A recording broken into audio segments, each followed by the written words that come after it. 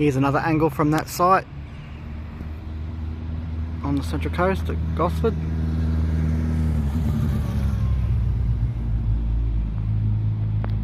I may have to try and link these videos up into the one somehow.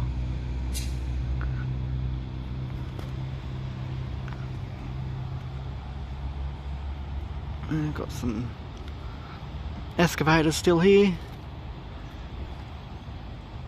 Little tipper.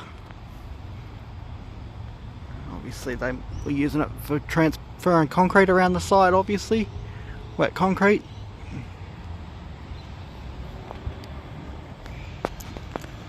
Looks like most of the piling has been done for this site.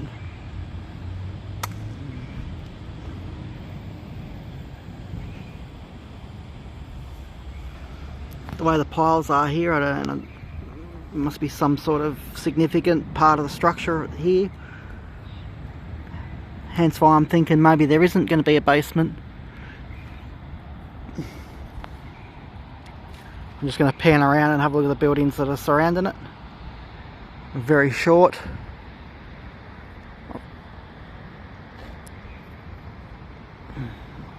Another one up there.